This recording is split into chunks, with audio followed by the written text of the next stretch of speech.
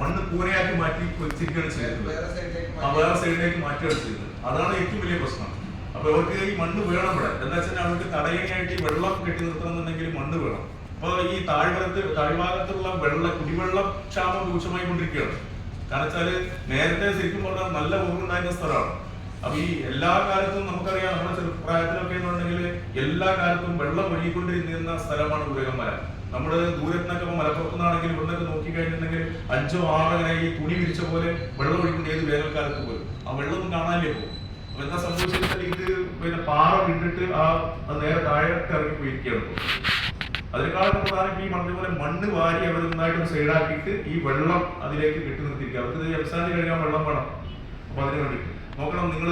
അപ്പൊ ഒരു തുള്ളി വെള്ളം പോലും അവർക്ക് പുറത്തുനിന്ന് അടിക്കേണ്ട ആവശ്യമില്ല. അത്രയും ഉയരത്തിൽ പോലും ഈ വെള്ളം അവിടെ കിട്ടുന്നുണ്ട് എന്നുള്ള പറയുന്നത്. അപ്പൊ മഴയും കൂടി വരുമ്പോഴുള്ള അവസ്ഥ ആലോചിച്ചു. ഇപ്പത്തെ കാലവർഷത്തിനൊന്നും യാതൊരു അടിസ്ഥാനമില്ലാതെ വരികയാണ്. ഓരോ സ്ഥലങ്ങളിലും നമ്മൾ അനുഭവിച്ചുകൊണ്ടിരിക്കുന്നതാണ്. നാളെ നിങ്ങളൊക്കെ അവിടെ വന്ന് ഇതുപോലെ ചോദ്യം ചോദിക്കാനും അതുപോലെ തന്നെ ക്യാബിനെ കുറിച്ച് അവിടെ വന്നു കഴിഞ്ഞാൽ നിങ്ങൾക്ക് ശ്മശാനമായിരിക്കും അവിടെ കാണും. ആ ഒരു പേടിയിലാണ് ഉള്ളത്, അല്ലാതെ വേറെ ഇതുണ്ടായിട്ടല്ല. അപ്പൊ അതിനൊരു ഇത് വേണം. ഇപ്പൊ 200 ചില്ലാനം വരുന്ന ബ്ലാക്ക് ബോറികൾ പ്രവർത്തിക്കുന്നുണ്ട്. ഇടയ്ക്കൊക്കെ പോലീസ് വരും, അല്ലെങ്കിൽ മറ്റേ അധികൃതർ നമ്മൾ പരാതി കൊടുക്കുമ്പോൾ വരും. അവർ വാങ്ങിയിട്ട് കൈമടക്കം വാങ്ങിച്ചിട്ട് പോകും. അത് തന്നെ. അപ്പൊ അവരോട് പറയും ഞങ്ങൾ അവർക്ക് എതിരെ എന്താ പറയുക ഫൈൻ അടിച്ചിട്ടുണ്ട്. ഞങ്ങൾ ചോദിച്ചു എങ്ങനെയാണ് ഫൈൻ അടിക്കുക? അനുമതി ഇല്ലാത്ത കോറിക്കെതിരെ എങ്ങനെ ഫൈൻ അടിക്കുക? അങ്ങനെ സംഭവം ഉണ്ടോ? അനുമതി ഇല്ലാത്ത സ്ഥാപനം അതിനെ നമ്മൾ ഫൈൻ അടിക്കലല്ലേ ചെയ്യുക. പകരം എന്താണ് അതിന് സ്റ്റേ ചെയ്യാൻ ഒഴിവാക്കില്ല. അവർക്ക് കേസ് എടുക്കല്ലേ വേണ്ടത്. അതൊന്നും ചെയ്യുന്നില്ല. അവരുടെ അടുത്തുനിന്ന് ഫൈൻ വാങ്ങിയിട്ട് പോവുക. ഈ ഒരു സ്ഥിതിവിശേഷം അല്ലാതെ തുടർന്ന് പോകുന്നുണ്ട്. ഇപ്പൊ ഈ ഒരുപാട് ബ്ലാക്ക് ബോറികളാണ് തുടങ്ങിയിട്ടുള്ളത്. അതായത് ഈ വലിയവരെ അതൊന്നും ചിന്തിക്കുന്ന പോലും ഇല്ല. അവർക്ക് അവിടെ വലിയൊരു സംഭവം നടന്നുകൊണ്ടിരിക്കുകയാണ്. അതിന്റെ താഴ്വാരത്താണെങ്കിൽ നടന്നുകൊണ്ടിരിക്കുന്നത്. ഈ ക്ഷേത്രത്തിന്റെ ചുറ്റളവിലായിട്ട് ഏകദേശം ഒരു 10-20 കോടികൾ വർക്ക് ചെയ്യുന്നുണ്ട് ചെറുത്. അതുപോലെ തന്നെ നമ്മുടെ മിനിയൂട്ടിയുടെ ഭാഗം, അതുപോലെ തന്നെ നമ്മുടെ എന്താ പറയുക കോളേജ്, അവിടെ ഒരു കോളേജ് ഉണ്ട്. ആ കോളേജിന്റെ സൈഡിലൊക്കെ അങ്ങനെ വല്ലാത്തൊരു സ്ഥിതിവിശേഷത്തിലാണുള്ളത്. അപ്പൊ ഇനിയിപ്പോ നമ്മളെ സംബന്ധിച്ചിടത്തോളം വേറെ മാർഗങ്ങളൊന്നും നമുക്ക് മുന്നിലില്ല. തിരക്കടില്ല. ഇവരാരെങ്കിലും നമ്മളുമായിട്ട് സഹകരിക്കുന്നുണ്ടെങ്കിൽ ജനപ്രതിനിധികളോ സഹകരിക്കുന്നില്ല, എന്നാൽ രാഷ്ട്രീയക്കാരോ സഹകരിക്കുന്നില്ല. അവരൊക്കെ ഈ ഒരു കാര്യത്തിൽ മൗനമാണ്. അവരോട് ചോദിക്കുമ്പോൾ എന്ത് ചെയ്യാനുള്ള രീതിയിലാണ് അവർ പറയുന്നത്.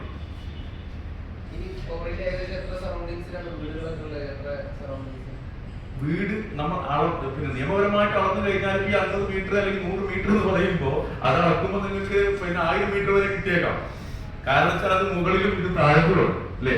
നമ്മൾ സാധാരണഗതിയിൽ നിങ്ങളെ പിടിച്ച് അളക്കൂലല്ലോ, ഇങ്ങനെയല്ല അളക്കുക. അങ്ങനെ അളക്കുമ്പോൾ നിയമപരമായിട്ട് ഓക്കെയാണ്. പക്ഷെ അതിന്റെ ഭവിഷ്യത്ത് ആലോചിച്ച് നോക്കൂ നിങ്ങൾ. ലീഗലി അത് പറയുമ്പോൾ കറക്റ്റാണ്. അത് പൊട്ടിച്ചാടുമ്പോ ഈ അളവിന്റെ അടിസ്ഥാനത്തിലുള്ള വരിക. അപ്പൊ അതിനോട് ഈ മല എന്ന് പറയുന്ന മലന്റെ താഴ്വാരത്തുള്ള തൊട്ട മലയുമായി ടച്ച് ചെയ്യുന്ന ഒരുപാട് വീടുകളുണ്ട്. അങ്ങനെ ഒരുപാട് വീടുകൾ അവിടെ താമസിക്കുന്നുണ്ട്. കാരണം വെച്ചാല് മലയിൽ നിന്ന് ഇറങ്ങുന്നതിന് മുമ്പ് തന്നെ അവിടെ ഒരുപാട് വീടുകളുണ്ട്. മല പൂർണ്ണമായി താഴല്ല.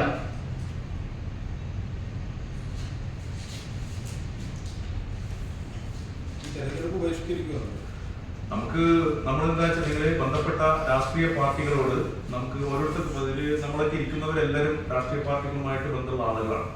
അപ്പൊ നമ്മുടെ ഓരോ രാഷ്ട്രീയ പാർട്ടികളോടും ഇതുമായി ബന്ധപ്പെട്ട് നമ്മൾ സംസാരിച്ചിട്ടുണ്ട്. നേരത്തെ സംസാരിച്ചിട്ടുണ്ട്. ഇനി അവർക്ക് നമ്മളെ ഒരു ഇത് കൊടുക്കാൻ, ഒരു വാണിംഗ് കൊടുക്കാൻ പോവാണ്. അപ്പൊ ഇനി ആ രീതിയിൽ നമ്മളായിട്ട് അവർ സഹകരിക്കുന്നില്ല എന്നെങ്കിൽ തീർച്ചയായിട്ടും ബഹിഷ്കരിക്കാന്ന് മീൻസ് നമ്മളല്ലെങ്കിൽ നമ്മൾ എന്ത് ചെയ്യും, ഒരു സ്ഥാനാർത്ഥിനെ നിർത്തേണ്ടി വരും.